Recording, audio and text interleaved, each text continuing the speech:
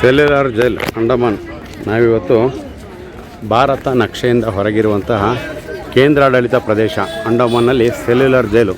ಈ ಜೈಲು ಏನಕ್ಕಪ್ಪ ಫೇಮಸ್ ಅಂದರೆ ಬ್ರಿಟಿಷರಿಗೆ ಫೇಮಸ್ಸು.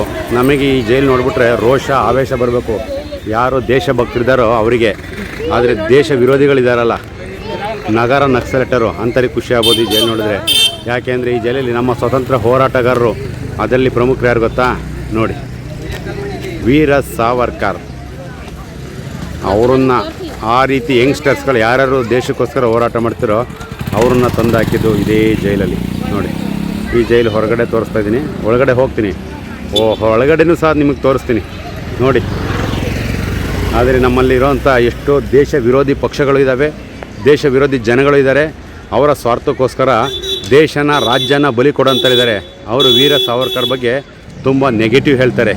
ಅವ್ರಿಗೆ ಏನ್ರಿ ಗೊತ್ತು ಸಾವರ್ಕರ್ ಬಗ್ಗೆ? ಸಾವರ್ಕರ್ ಬಗ್ಗೆ ಅನೇಕ ಪುಸ್ತಕಗಳನ್ನ ಬರೆದಿದ್ದಾರೆ. ಸಾವರ್ಕರ್ ಬಗ್ಗೆ ಇತಿಹಾಸನೇ ತಿಳಿಸ್ಬಾರ್ದು ಅಂತ ಈ ದೇಶನ ಆಳಿದಂಥ ಎಷ್ಟೋ ಪಕ್ಷಗಳನ್ನು ಮರೆಮಾಚಿದ್ರು. ನೋಡಿ, ಅವ್ರೇನೇ ಮಾಡಲಿ, ಈ ದೇಶದಲ್ಲಿ ಸ್ವತಂತ್ರನ ಯಾರೋ ಹೇಳ್ತಾರೆ, ನಾವು ಉಪವಾಸ ಕೂತ್ಕೊಂಡು ಕಡಲೆಕಾಯಿ ತಿನ್ಕೊಂಡು ಬ್ರಿಟಿಷರ ಜೊತೆ ಕಮಿಟ್ಮೆಂಟ್ ಮಾಡ್ಕೊಂಡು ಅವರು. ನೋಡಿ, ಇವರೇ ವೀರ ಸಾವರ್ಕರ್. ಬ್ರಿಟಿಷರ ಜೊತೆ ಕಮಿಟ್ಮೆಂಟ್ ಮಾಡ್ಕೊಂಡು ಸ್ವಾತಂತ್ರ್ಯ ತಂದ್ರಲ್ಲ, ಅವರಲ್ಲ. ಅವ್ರು ಕಡಲೆಕಾಯಿ ತಿನ್ಕೊಂಡು ಉಪವಾಸ ಮಾಡೋದ್ರಿಂದ ಬರಲಿಲ್ಲ, ಉಪವಾಸದಿಂದ ಬರಲಿಲ್ಲ. ಇವರೆಲ್ಲ ವೀರ ಮರಣ ಅಪ್ಪಿದ್ರು. ನೋಡಿ, ಇಲ್ಲಿ ಈ ದೇಶಕ್ಕೋಸ್ಕರ ಇವರೆಲ್ಲ ಹೋರಾಡಿದ್ರ ಫಲವಾಗಿ ಇವತ್ತು ನಾವು ಸ್ವತಂತ್ರವಾಗಿ ಮಾತಾಡ್ತಾಯಿದ್ದೀವಿ. ಮಾತಾಡೋದ್ರ ಜೊತೆ ಎಲ್ಲ ಸವಲತ್ತುಗಳನ್ನ ತೊಗೋತಾ ಇದ್ದೀವಿ. ಹಾಗಾಗಿ ಇವ್ರ ಪುತ್ಥಳಿ ಇದೆ ನೋಡಿ ಇಲ್ಲಿ. ನಾನು ಯಾವನೋ ಹೇಳಿದ್ನಲ್ಲ, ನಾನು ಮಾಡಿದ್ದು, ನಾನು ಬಿಟ್ಟಿದ್ದು ಅದರಿಂದ ಬಂತು ಅಂತ.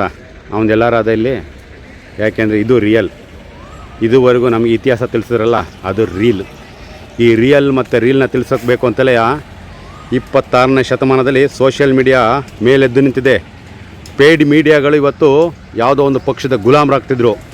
ಆದರೆ ಇವತ್ತು ಸೋಷಿಯಲ್ ಮೀಡಿಯಾ ಬಂದು ಪೇಯ್ಡ್ ಮೀಡಿಯಾಕ್ಕೆ ಟಕ್ಕರ್ ಕೊಡ್ತಾ ಇದ್ದಾವೆ. ಯಾಕೆಂದರೆ ಇಂಥ ಇತಿಹಾಸನ ತಿಳಿಸ್ಬೇಕು ಅನ್ನೋ ಒಂದು ಉದ್ದೇಶ ಇಟ್ಕೊಂಡು ನಮ್ಮಂಥರಿಗೋಸ್ಕರನೇ ಇವತ್ತು ಸೋಷಿಯಲ್ ಮೀಡಿಯಾ ಬಂದಿದೆ. ನೋಡಿ, ಇದು ಯಾವುದು ಜೈಲ್ ಅಂದರೆ ಸೆಲ್ಯುಲರ್ ಜೈಲ್ ಅಂಡಮಾನ್.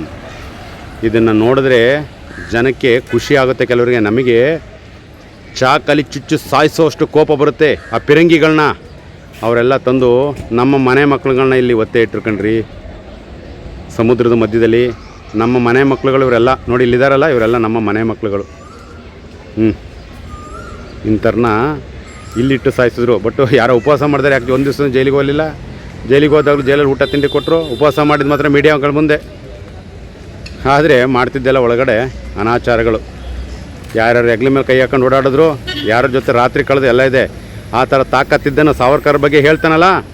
ಒಬ್ಬರು ವೀರ ಸಾವರ್ಕರು ಯಾವ್ದಾರು ರಾತ್ರಿಗಳನ್ನ ಕಳೆದಿರೋದು, ಹಗಲುಗಳನ್ನ ಯಾವ್ದು ಹೆಗ್ಲ ಮೇಲೆ ಕೈ ಹಾಕೊಂಡು ಕಳೆದಿರೋದು ಒಂದೇ ಒಂದು ಫೋಟೋ ಬಿಡುಗಡೆ ಮಾಡೋಕ್ಕೆ ಹೇಳ್ರಿ. ತಾಕತ್ತಿದ್ರೆ ನನಗೆ ರೋಷ ಬರ್ತಾ ಇರೋದು ಈ ಜಾಗಕ್ಕೆ ಬಂದಮೇಲೆ. ಸ್ವಾತಂತ್ರ್ಯ ತಂದು ಕೊಡಲಾಗಿ ನಾನು ಇವತ್ತು ಇಲ್ಲಿ ಬಂದಿದ್ದೀನಿ. ಸ್ವಾತಂತ್ರ್ಯನೇ ಬರಲ್ಲ ಅಂದರೆ ಈ ಜಾಗನ ಪರಕೇರಿಗೆ ಹೋಗೋದು. ದಯವಿಟ್ಟು ಯಾರೂ ಬೇಜಾರು ಮಾಡ್ಕೋಬೇಡಿ. ಈ ದೇಶದ ಸ್ವಾತಂತ್ರ್ಯಕ್ಕೋಸ್ಕರ ಹೋರಾಟ ಮಾಡೋದ್ರ ಬಗ್ಗೆ ತಿಳಿಸ್ತಾ ಇದ್ದೀನಿ.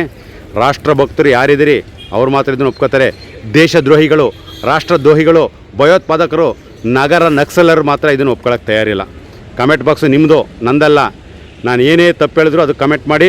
ಸತ್ಯ ಹೇಳಿದ್ರೆ ನೀವು ಅತಿ ಹೆಚ್ಚು ಶೇರ್ ಮಾಡಿ, ಕಮೆಂಟಲ್ಲೂ ಮಾಡಿ, ಲೈಕ್ ಮಾಡಿ. ಧನ್ಯವಾದ. ನಾನು ಯಾರು ಅಂತ ಬೇಕಾ ನನ್ನ ಮುಖನೂ ತೋರಿಸ್ತೀನಿ. ಸೆಲ್ಯುಲರ್ ಜೈಲ್ ಮುಂದೆ ನೋಡಿ, ನಿಮ್ಮ ಚನ್ನರಾಯಪಟ್ಟಣದ ಪತ್ರಕರ್ತ ಶ್ಯಾಮಸುಂದರ್ ಕೆ ಅಣ್ಣನಲ್ಲಿ. ಶ್ಯಾಮಸುಂದರ್ ಕೆ ಅಣ್ಣನಲ್ಲಿ ಇಲ್ಲಿ ಬಂದು ಲೈವಾಗಿ ವಿಡಿಯೋ ಮಾಡಿದ್ದೀನಿ. ಬಟ್ ಲೈವನ್ನು ಸೋಷಿಯಲ್ ಮೀಡ್ಯಾದಲ್ಲಿ ಬಿಟ್ಟಿಲ್ಲ. ಅಲ್ಲಿಗೆ ಬಂದ ಮೇಲೆ ನಾನು ಇದನ್ನು ಹಾಕ್ತೀನಿ. ಧನ್ಯವಾದ.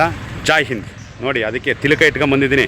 ಉರಿಬೇಕು, ಮೆಣಸಿಕಾಯಿ ಇಟ್ಕೊಂಡಂಗೆ ಆಗಬೇಕು. ಅವರಿಗೆ ಮೆಣಸಿಕಾಯಿ ಇಲ್ಲಿಂದ ಇಟ್ಕೊಂಡಂಗೆ ಆಗಬೇಕು. ಅದಕ್ಕೋಸ್ಕರ ಹಣೆಗೆ ತಿಲಕ ಇಟ್ಕೊಂಡು ಬಂದಿದ್ದೀನಿ. ನಾನೊಬ್ಬ ಹಿಂದೂ ಅಂತ ಹೇಳೋದಕ್ಕೋಸ್ಕರ, ಹೆಮ್ಮೆಯಿಂದ ಹೇಳ್ಕೊಳ್ಳೋದಕ್ಕೋಸ್ಕರ ಬಂದಿರೋದು.